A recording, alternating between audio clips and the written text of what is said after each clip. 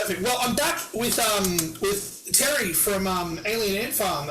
First, this is going to be the first Australian tour that you guys have done in quite a while. I was doing research on it. You guys haven't been back since Big Day Out in 2002. Yeah, there was maybe 4 or 5 years ago there was hope of a tour that was going to happen down there. It would have been our first time back, but it didn't work out. But it would have been cool. It would have been like it was like Hoobastank and Lit and CKY, and like it was just a really cool tour. I thought it was going to be incredible. We were all really excited to come down and do it. And I guess I don't know if the promoter got cold feet or what happened. Yeah. You know, maybe the first week of pre-sale didn't do as well as they had hoped or something, and they pulled the plug on the whole thing. And it was a bummer because we were really excited to come down and do the whole kind of summer camp with our friends. But now here we are all these years later coming back with at least CKY, which is cool. Yeah. And speaking of CKY, so like firstly that tour that got pulled, I'm super jealous because that takes me back to like all my mid 2000s nostalgia. That was just sounds like an incredible tour. I thought it was going to be like a shoe-in, you know, like a no-brainer. But maybe if that tour happened now, it'd be crazier. But that was like 5 years ago, 6 years ago. For sure, especially with like kind of a lot of those bands having like stuff coming out around the 20-year mark around now. The perfect time. Australia's been kind of going hardcore with like nostalgia and stuff lately, so hey, could have just been a little too early, but that's all good. Speaking of that tour though, and speaking of this upcoming tour, CKY are going to be the tour mates on it, and like CKY, again, much like yourselves, a band I never ever thought I would see back in Australia. I love them with like all my heart. They're one of my favourite bands. So not only are you doing this tour of Australia with them, you're also doing the tour in Europe with them as well. Yeah. So in UK, Europe, UK. Yeah. So how did that kind of come about? How did you guys kind of come together and go, all right, cool, let's just do a big tour with the two of us. Let's hit all these markets in Europe and the UK. Let's hit Australia. Like, how did that come together? I think it was more than anything. I think it was just like the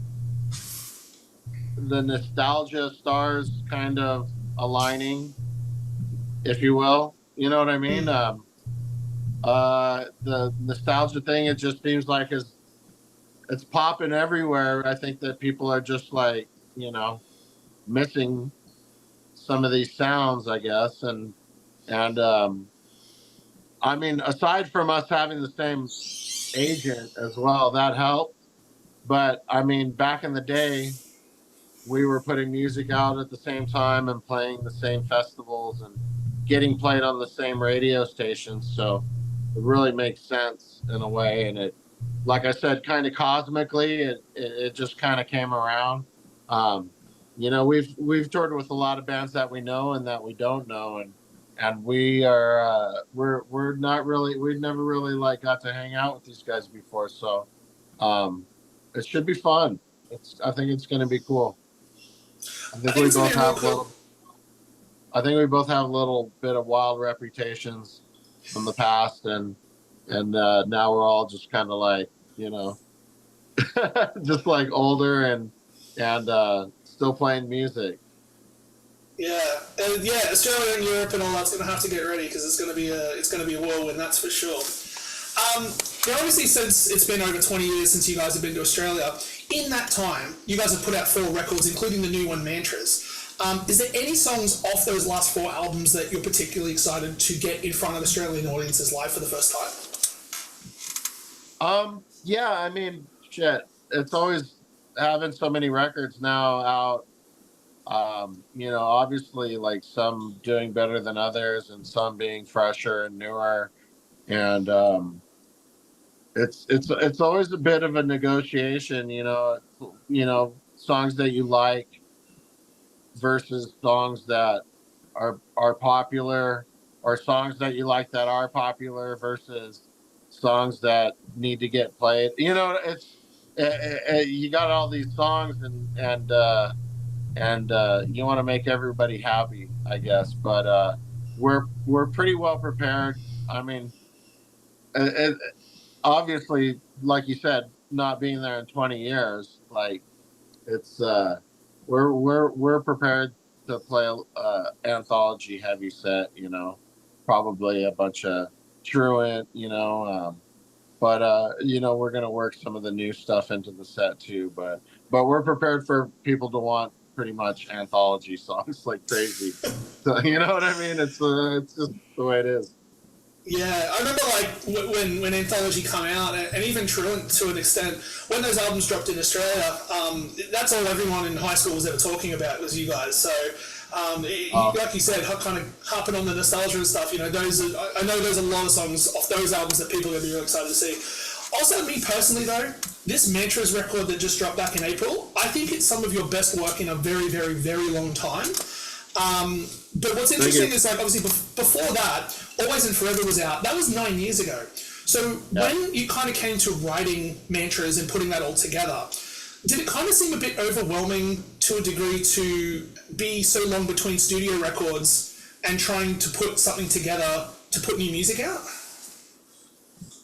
Well, I mean, it was definitely,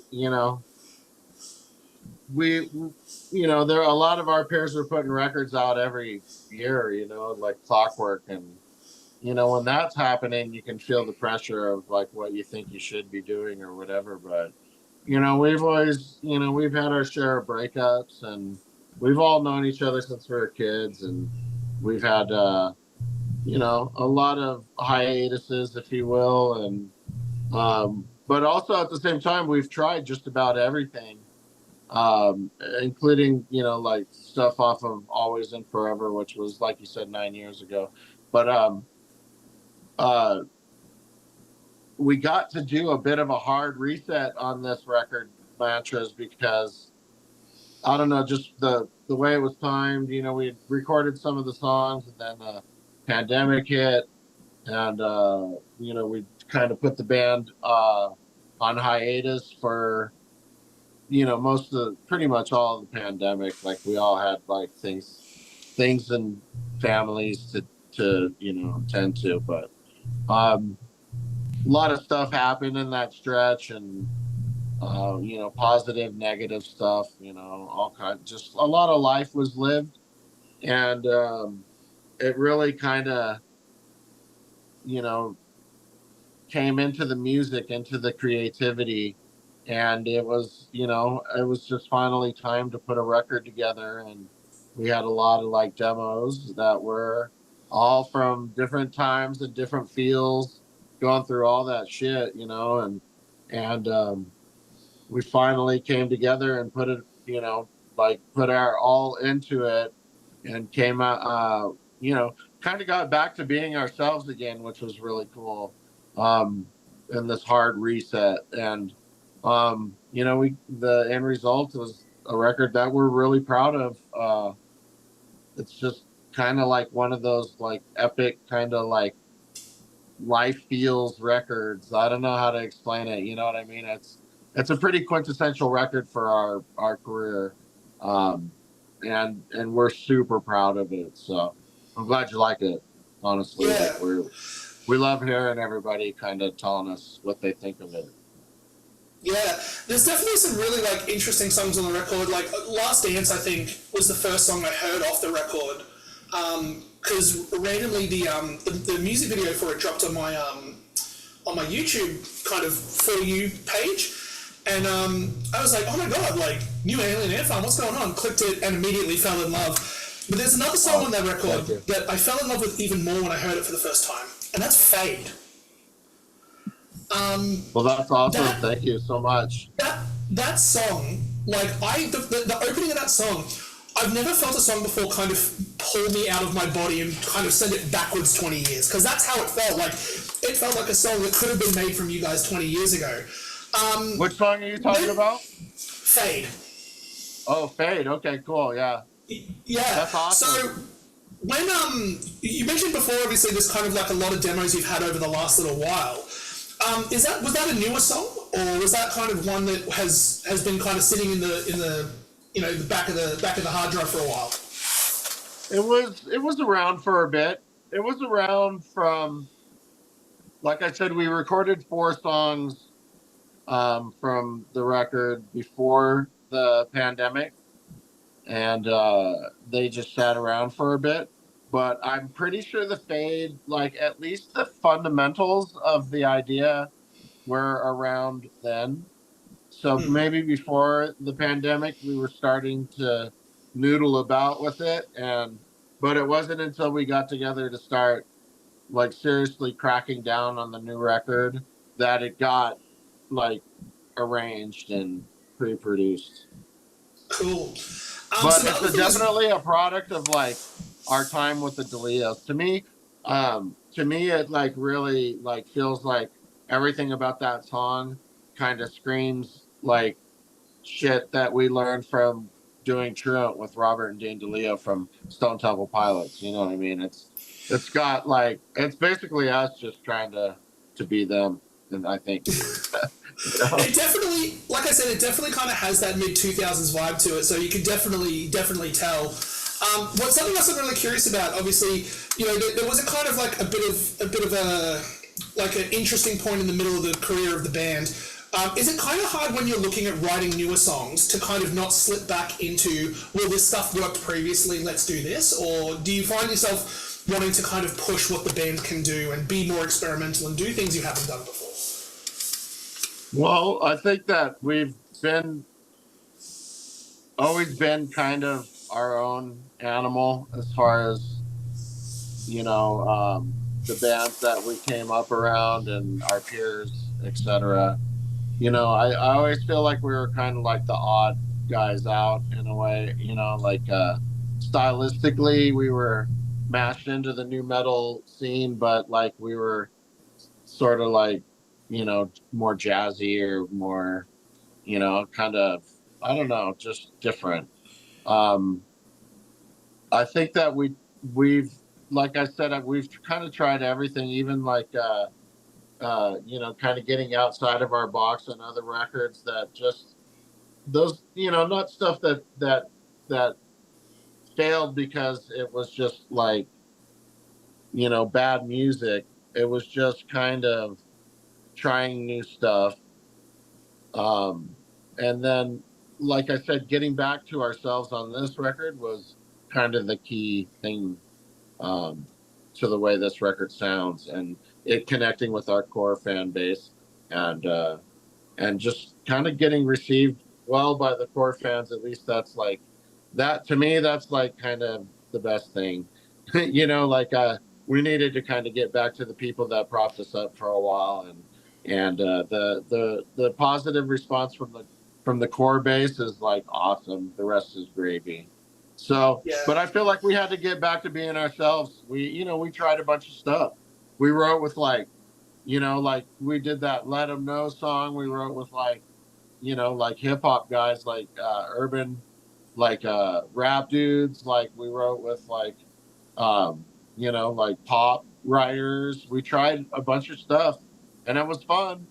It wasn't like, the most like thoughtful in terms of like, our demographics or whatever. It was just us kind of trying to do interesting, different stuff, and but I think that having all that time to go through different stuff and just kind of wanting to do a guitar rock record again, getting back to our roots, made this record a little special. Yeah, it's definitely. Again, I'll hop on it again. Amazing record. I've loved it. It's so good. Appreciate it. Thank Um, you. Now, obviously, with one of your biggest, most well-known songs being a cover, you guys went with another cover on this record, which is "Everything She Wants" by Wham. That blew me away Yeah. because I didn't realize at first it was a cover, and I'm like, why does this sound so familiar? How did the conversation go about tackling another cover? Yeah, we're all like I think like I mentioned like we'd always been playing covers like since we were a young local band. We tried to do like different covers at every show if we could. We'd just start messing with some of my practice and like try and take it to the stage even if we were just messing around and we only play like a few bars of like, whatever it was. We played like Ilea before. We played like South Park theme. Uh, we covered a lot of stuff, and um, that was just a song that like, I mean, we always had a lot of inside jokes about like doing certain songs, and this was kind of one of those. But it was such a strong, like, emoting song. We felt like it would transfer to like being kind of heavy and powerful, and we just kind of messed with it. We've messed with other stuff. We used to play like heavy version of like Sade, Smooth Operator. Um, we did like a cover of it never got released, but we did a cover of what you call it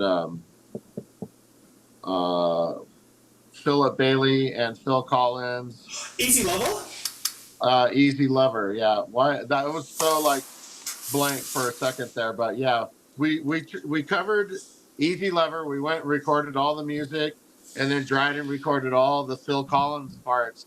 And we were supposed to do it with CeeLo Green was going to do all of the Philip Bailey bits, and it just never really like panned out. We went back and forth so many times, and then we even saw him at a couple of award shows, and he was like, "Let's do this," and then it just never happened, and the song kind of still just sits in a hard drive somewhere. But maybe someday we'll get with him, or we'll find someone that can do a mean falsetto, like, and put that out because it was really cool. I would like to put it out. It came out well. It was very rocking version of it. I So I never realized how much I needed you guys to cover that song until the words came out of your mouth. I love that yeah, song I so know. so I hate much. to. I feel like I feel bad. Like I really want it to come out. I hate saying anything about it. Yeah. No, thanks for telling me because, like, yeah, again, I love that song, and I didn't know I needed it until you said it, so that's funny. I Last thing would I'm gonna want run to do it through. with like. I think I want to do it with Pharrell if we can't get CeeLo. Like I That'd be think cool. Pharrell does a mean falsetto, like a high falsetto. I think he could do that Philip Bailey stuff like pretty naturally, probably. But Oh anyways, yeah, forget that I sounds said it.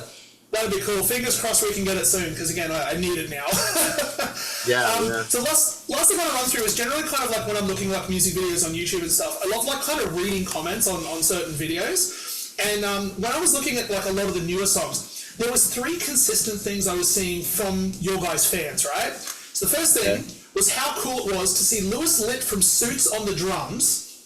The second thing was how impressive Dryden's vocals are 20 years later and how they basically have never changed.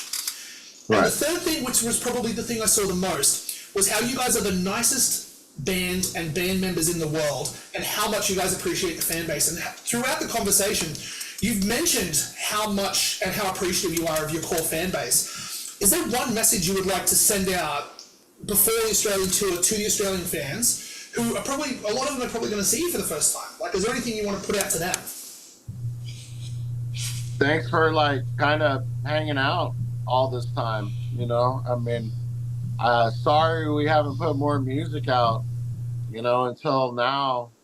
Um, just the way shit happens, I guess.